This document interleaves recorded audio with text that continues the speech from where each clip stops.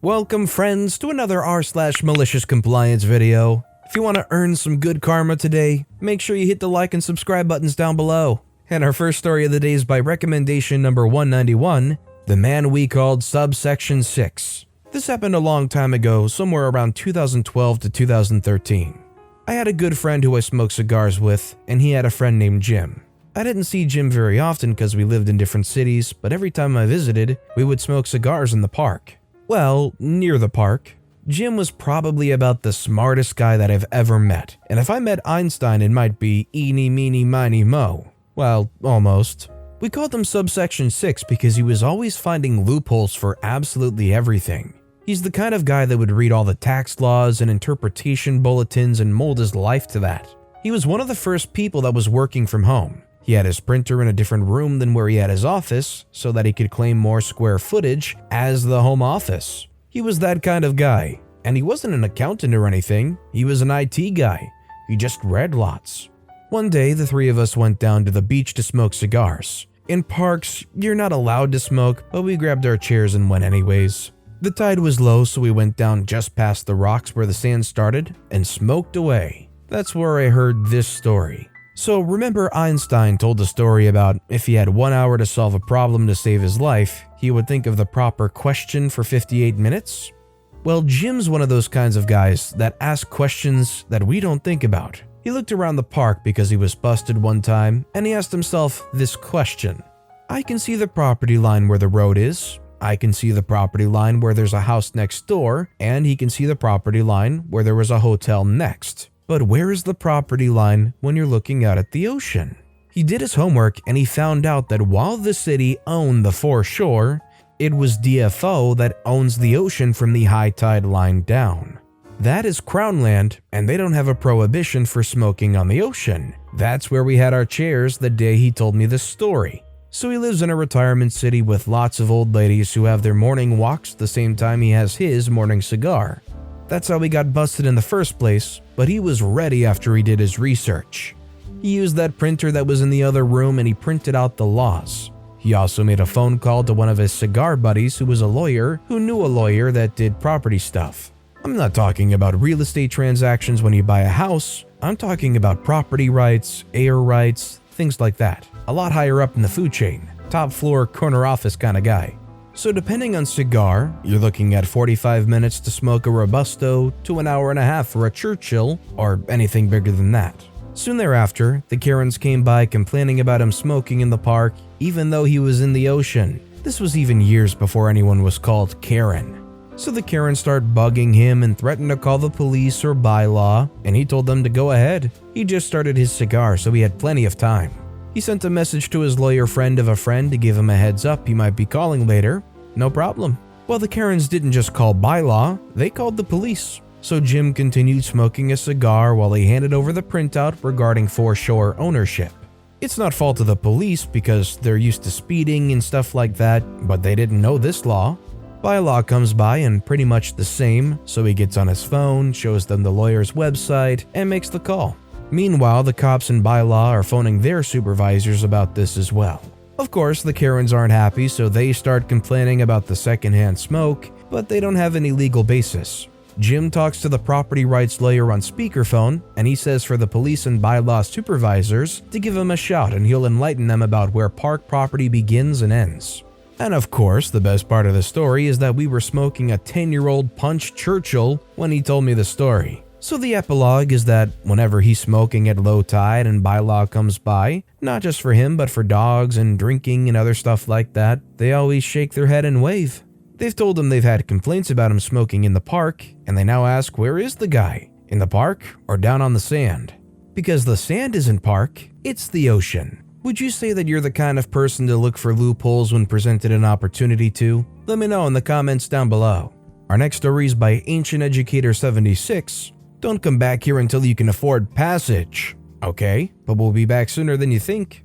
This is about my great-grandparents, Mario and Maria, and their young son Pasquale as they attempt to come to America. My great-grandfather and grandmother had been falling on hard times in the early 1900s in Italy and had been trying for close to 2 years now to attempt to get tickets to board a ship. Any ship. A shoebox that could get them to America.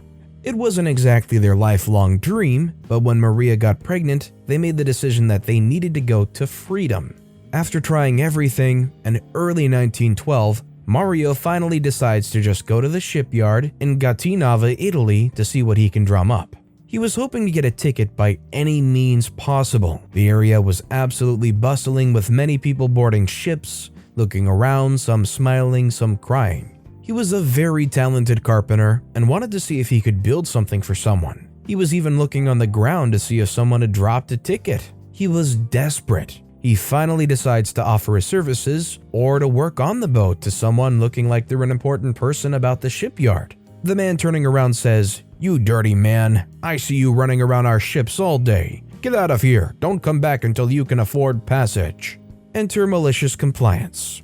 As angry as Mario was at this man, he didn't want to anger the only one, in his eyes at the time, that could stop him from boarding besides money. He went back home, tail between his legs, and kept plugging away in his hometown of somewhere, northern Italy. Fast forward to late April 1912, the Titanic sank. The demand for traveling by ship had diminished significantly. He gets tickets for all three to board for like a tenth of the price, and affordable finally. He came back with 3 tickets in hand, waving like a giddy schoolgirl when he saw the man who insulted him saying, "Hey dirty man, I came back." The shipman had a look of a man who lost all of his business in 1 month. America, here we come.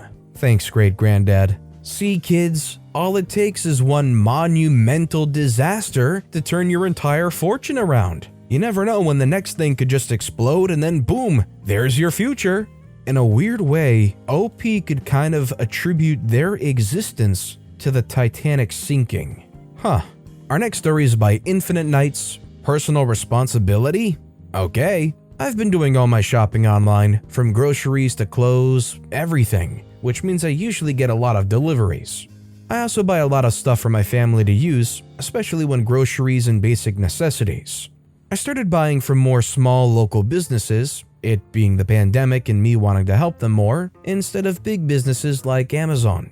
This has meant having to deal with incredibly vague or straight up wrong delivery information. I've worked at small businesses before, so I expected these problems and I don't mind it.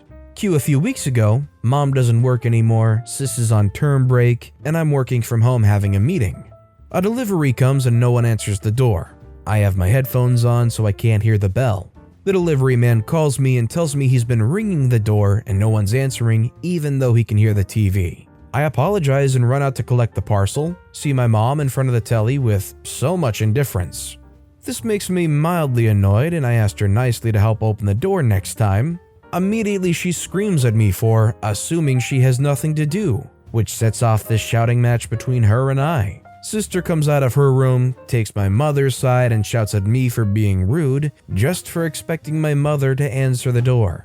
At this point, I'm livid and I ask if it's too much to expect my own family to help with these things, especially when I'm working. They both go on about how it's my personal responsibility to collect my own deliveries and that I shouldn't take for granted that they'll help just because they're at home, and that I should tell them when I have deliveries coming, to which I try to explain about the often vague delivery estimates I get. This one in particular was supposed to come 2 days later. I point out to them that most of the deliveries that come for me end up being shared by the family. An example, groceries, coffee, necessities, etc. And that at the start of the year, before my mom even quit her job, I was working from home alone collecting everyone's deliveries, even when no one tells me about any incoming ones.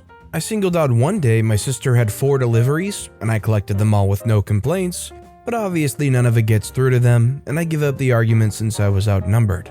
Bring on the malicious compliance. I stopped ordering groceries for the whole family, and food runs out. Both mom and sis just assume that I would order more, and when I don't, they question me about it, and I tell them that it's their own personal responsibility to get their own groceries. A couple of deliveries came for my sister when she wasn't home, and I didn't bother receiving it because the personal responsibility was hers to collect. Plus, she didn't tell anyone about them. Turns out one of those deliveries was a laptop, and because no one answered the door, it was left outside and got stolen. My sister got rightfully angry at me and my mother, but I used their BS personal responsibility excuse back on her. Now no one's talking to each other, but I don't care. I feel like I've willingly and readily helped them, but when I ask for help in return, it's way too much for them to do so. It might be petty as freak, but screw it. It's the card they chose to play. Bottom line, if they're not going to do the minimum to help you out, and they start giving you these frilly, very loose, obviously bad excuses like, it's your personal responsibility to answer the door, you have more than every right to keep coming back at them with that same BS excuse over and over and over until they finally cave and admit how wrong they were. Our next story is by Moosicle. We can't sit on the bed together? Okay. So I was reminded today of a long time ago when my husband and I had started dating. Now my husband and I are high school sweethearts. We started dating when I was 16 and he was 18. My parents were okay with us being in my room, second story at the end of the hall, but they had a rule where we couldn't be on the bed together. I'm not talking the line was under a blanket together. We couldn't sit with our back against the wall, short side of the bed, next to each other, one person on the bed and the other on the floor. I'll note that they had no issues with us sitting close to each other in the living room, even with some cuddling or me putting my legs across his lap.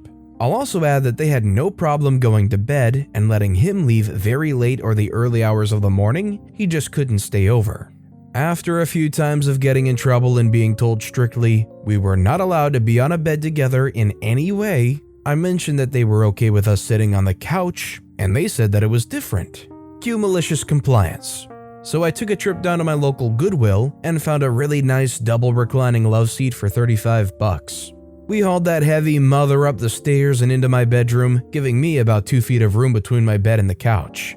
The nice small size of the couch had us much closer than we were sitting on my bed, and my parents didn't say a word since it wasn't a bed. Do they just have something personal about the bed? Do they just extrapolate that the bed's going to lead to something else for sure, whereas a couch? No way, man, that doesn't lead to anything. Everybody knows it's scientifically impossible to further any contact beyond sitting whilst on a couch or reclining chair. That's how it works, right? And our final story of the day is by CSPHCT. Patient wants what he wants, so I just need to shut up and give it to him. Okay. Patient comes into my pharmacy. I'm here for my COVID test appointment. By the way, please stop coming into our store without a mask if you think you may have COVID. We have a drive-thru. I say, I'm sorry, you must be mistaken. We only do the tests on Tuesdays and Thursdays because of our lab delivery system. They say, no, I signed up for this test, and proceeds to show me the forms for the antibody test. I explained to him that this isn't a COVID test, it's for antibodies, and it won't tell him if he at the present moment has the virus. He tells me he needs a negative result for his son's soccer camp, so we need to just do it. Manager steps in and reminds him that this isn't the same thing. Patient starts getting mad and interrupts manager to say, look, you don't know what they do and don't require for my son's camp, so just give me the dang test I paid for. Okay, we do the test. While waiting for the results, the patient walks around the store, and my manager calls the soccer camp registration manager his friend and confirms with him the antibody test won't work for them. No information about the patient was talked about, only the question of which test works for registration. Camp check is in an hour. Patient comes back, we let him see his results, ring him up, give him his receipt. We do this for a signature for record keeping. Receipt was no charge because he paid online. Then manager proceeds to tell him about the conversation with soccer manager. Patient is pissed and yelling he wants a refund and we tricked him. The manager says, no sir, I tried to explain the difference to you and you told us to give you what you paid for, so we did. Your lack of understanding is not our fault and we're not responsible to pay for that. I freaking love my job, but a big shout out to my manager who has zero patience for Karens. Edit, since so many of you are clearly not familiar with HIPAA, calling someone and saying, does your camp accept antibody tests instead of COVID tests is not a violation. Please stop pretending it is like you understand HIPAA.